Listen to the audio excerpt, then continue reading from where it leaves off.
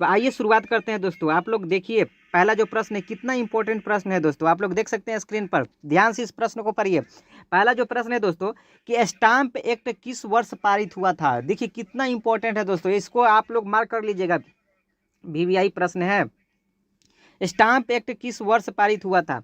आप लोग इसका राइट आंसर कमेंट बॉक्स में भी कमेंट कर सकते हैं। चलिए बताइए इसका राइट आंसर क्या होगा दोस्तों, स्टाम्प एक्ट किस वर्ष पारित हुआ था।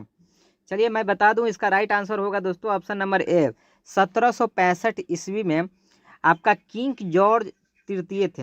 क्या किंग जॉर्ज तृतीय के तहत ब्रिटिश संसद द्वारा पारित हुआ था दोस्तों स्टाम्प एक्ट, याद रखिएगा।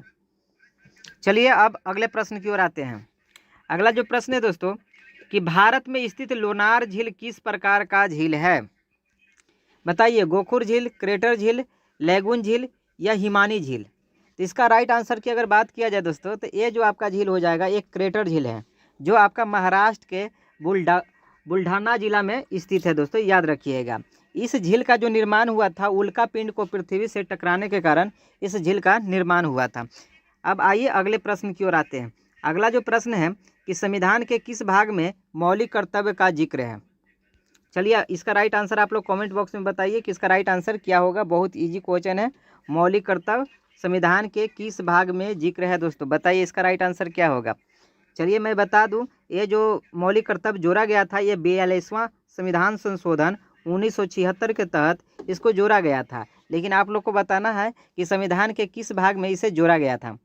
और एक और प्रश्न इसके साथ आता है दोस्तों कि जो भारत में जो संविधान में मौलिक कर्तव्य को जोड़ा गया था वह किस समिति के तहत जोड़ा गया था। उस समिति का भी आप लोग नाम बताइए कि वो समिति का नाम क्या था।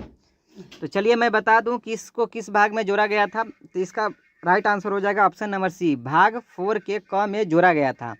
और वो जो समिति थी दोस्तों, उस समिति का नाम था स्वर्ण सिंह समिति। ये भी बातें आप याद रखिएगा। चलिए अगले प्रश्न की ओर आते हैं। अगला जो प्रश्न है दोस्तों कि राष्ट्रीय पिछड़ा वर्ग आयोग को संवैधानिक दर्जा कब प्राप्त हुआ। इसका राइट आंसर क्या होगा।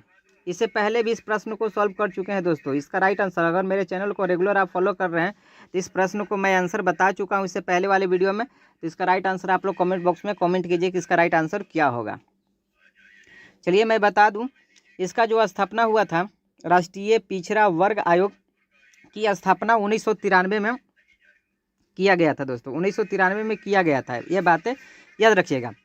लेकिन वर्ष 2018 में 102वां संविधान संशोधन द्वारा इस आयोग को संवैधानिक दर्जा प्राप्त हुआ था। संवैधानिक दर्जा कब प्राप्त हुआ है तो 2018 में, याद रखिएगा। इसका स्थापना किया गया 1993 में, बट इसको संवैधानिक दर्जा जो है आपका संविधान का 102वां जो संविधान संशोधन हुआ है उसके तहत आपको 2018 में इसको संवैधानिक दर्जा दिया गया है। और इसे आर्टिकल या अनुच्छेद 338 के क में जोड़ा गया है दोस्तों। ये भी बातें आप याद रखिएगा।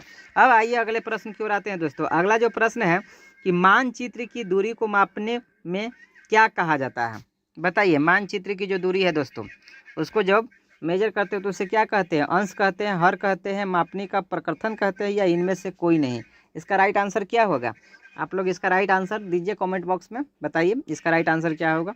चलिए मैं बता दूं, इसका राइट आंसर होगा दोस्तों, इसे अंश कहा जाता है। क्या कहा जाता है, अंश कहा जाता है। और अंश हमेशा एक होता है, याद रखिएगा। अंश का मान हमेशा कितना होता है दोस्तों, एक होता है। ये भी बातें आप याद रखिएगा। अब आइए अगले प्रश्न की ओर आते हैं। अगला जो प्रश्न है दोस्तों कि कुद्रेमुख एक महत्वपूर्ण लौहयस्क है। क्या है, लौहयस्क है। और यह किस राज्य में स्थित है दोस्तों। कुद्रेमुख एक किस राज्य में स्थित है, आप लोग को ये जवाब देना है। बहुत इंपॉर्टेंट क्वेश्चन है, ये बहुत सारे एग्जाम में पूछा जा चुका है। तो इसका राइट आंसर क्या होगा कमेंट बॉक्स में आप लोग बताइए। चलिए मैं बताऊं इसका राइट आंसर दोस्तों, तो इसका राइट आंसर हो जाएगा ऑप्शन नंबर डी, कर्नाटक। ये किस राज्य में स्थित है, तो कर्नाटक राज्य में स्थित है। और ये कहाँ स्थित है, अगर कर्नाटक में बात किया जाए तो इसका राइट आंसर हो जाएगा दोस्तों चिकमंगलूर में स्थित है। क्या, कहाँ स्थित है, चिकमंगलूर में स्थित है, याद रखिएगा। और यह लौहयस्क के लिए प्रसिद्ध है। आइए अगले प्रश्न की ओर आते हैं। अगला जो प्रश्न है दोस्तों कि चीनी उत्पादन में अग्रणी राज्य कौन है। चीनी उत्पादन में अग्रणी राज्य आपको बताना है। बहुत ही इजी प्रश्न है दोस्तों। आप लोग इसका राइट आंसर आप लोग बताइए कमेंट बॉक्स में, इसका राइट आंसर क्या होगा कि चीनी उत्पादन में अग्रणी राज्य कौन सा है। बहुत इजी प्रश्न है दोस्तों। जल्दी जल्दी कमेंट बॉक्स में आप लोग कमेंट कीजिए कि इसका राइट आंसर क्या होगा। चलिए मैं बता दूं, इसका राइट आंसर होगा दोस्तों उत्तर प्रदेश। उत्तर प्रदेश को कहा जाता है दोस्तों चीनी का कटोरा। उत्तर प्रदेश में ही सबसे ज़्यादा चीनी उत्पादन होता है, ये बात आप याद रखिएगा। अब आइए अगले प्रश्न की ओर आते हैं दोस्तों। अगला जो प्रश्न है कि स्वतंत्र एवं निष्पक्ष चुनाव कराने की जिम्मेदारी किसकी है? राज्य चुनाव आयोग की, कलेक्टर की, प्रखंड विकास पदाधिकारी की? बताइए इसका। अभी हाल फिलहाल में लोकसभा का चुनाव होने वाला है दोस्तों। बताइए निष्पक्ष और स्वतंत्र रूप से चुनाव कराने की जिम्मेदारी किसकी होती है? इसका राइट आंसर हो जाएगा दोस्तों चुनाव आयोग की। किसकी?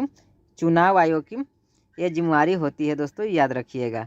ये एक स्वतंत्र निकाय है दोस्तों। चुनाव आयोग कैसी निकाय है? स्वतंत्र निकाय है जो मुख्य निर्वाचन आयुक्त और अन्य आयुक्तों से मिलकर बना होता है। ये बातें भी आप याद रखिएगा। अगले प्रश्न की ओर आते हैं दोस्तों। अगला जो प्रश्न है कि किसका मानना था कि राज्य और समाज में स्थापित पारंपरिक संस्थानों को संरक्षित किया जाना चाहिए? बताइए, बहुत ही इंपॉर्टेंट प्रश्न है दोस्तों। आप बताइए इसका राइट आंसर क्या होगा कि किनका मानना था कि राज्य और समाज में स्थापित पारंपरिक संस्थानों को संरक्षित किया जाना चाहिए? 4 ऑप्शन दिए गए हैं, इसका राइट आंसर क्या होगा? आप लोग कमेंट बॉक्स में कमेंट कीजिए, बताइए इसका राइट आंसर क्या होगा। चलिए मैं बता दूं, इसका राइट आंसर होगा दोस्तों कंजर्वेटिव। क्या होगा? कंजर्वेटिव।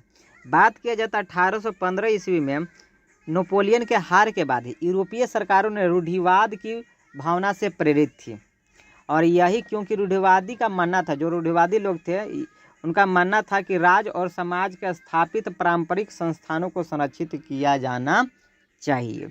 इस बात को आप लोग याद रखिएगा। आइए अगले प्रश्न की ओर आते हैं। अगला जो प्रश्न है दोस्तों कि जून 1992 में आपका पहले अंतर्राष्ट्रीय पृथ्वी शिखर सम्मेलन के लिए ब्राज़ील में किस शहर में 100 से अधिक राष्ट्र अध्यक्ष मिले थे? बताइए। तो इसका राइट आंसर क्या होगा दोस्तों? बताइए, बहुत ही इजी प्रश्न है। इसका राइट आंसर होगा रियो डी जेनरियो। क्या होगा? रियो डी जेनरियो, जिसमें 1992 ईस्वी में अंतर्राष्ट्रीय पृथ्वी शिखर सम्मेलन ये जो ब्राज़ील में हुआ था दोस्तों, उस जगह का नाम है रियो डी जेनरियो, याद रखिएगा। आइए अगले प्रश्न की ओर आते हैं। अगला जो प्रश्न है दोस्तों कि अंतर्राष्ट्रीय मुद्रा कोष IMF का मुख्यालय कहाँ पर है? तो IMF का अगर मुख्यालय की बात किया जाए तो इसका राइट आंसर हो जाएगा दोस्तों option number B, Washington DC में आपका स्थित है। और इसकी जो स्थापना हुआ था जुलाई 1944 में, बट ये वर्किंग किया था, कार्य शुरू किया था 1945 में। ये बातें याद रखिएगा। चलिए अब अगले प्रश्न की ओर आते हैं दोस्तों। अगला जो प्रश्न है कि किस बात से स्पष्ट होता है कि बिहार में लोकतंत्र की जड़ें गहरी है?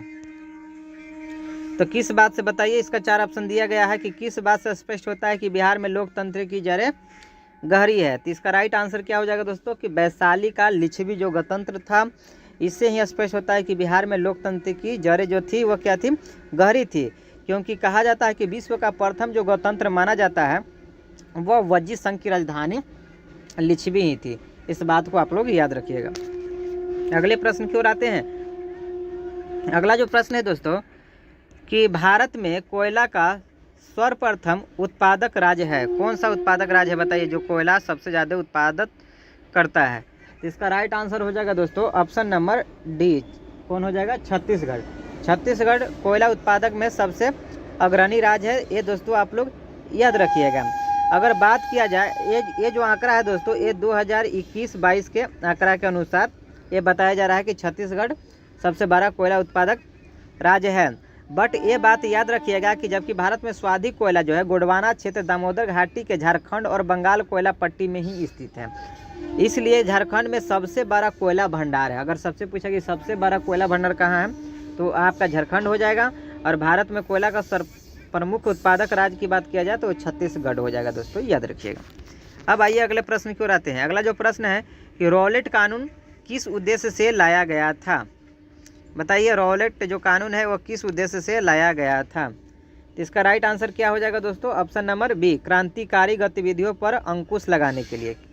क्यों लाया गया था?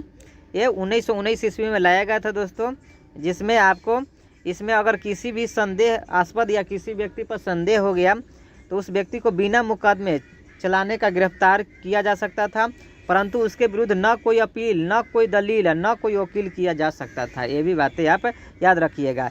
इसीलिए इसे काला कानून भी कहा गया। रॉलेट एक्ट को कैसा कानून कहा गया था? इसे काला कानून भी कहा गया था दोस्तों। आइए अगले प्रश्न की ओर आते हैं। अगला जो प्रश्न है दोस्तों कि निम्नलिखित में से कौन सी फसल भोजन और चारे के रूप में प्रयोग की जाती है? तो अगर इसका राइट आंसर की बात किया जाए तो इसका राइट आंसर हो जाएगा दोस्तों ज्वार, जो भोजन के रूप में भी और चारे के रूप में भी प्रयोग किया जाता है। तो ये कुछ महत्वपूर्ण प्रश्न थे जो आपके लिए काफ़ी महत्वपूर्ण साबित होगा एग्जाम के लिए दोस्तों। अगर ये वीडियो अच्छा लगा है तो लाइक, चैनल को सब्सक्राइब और दोस्तों के बीच शेयर कीजिए। तब तक के लिए थैंक यू। जय हिंद, वंदे मातरम दोस्तों।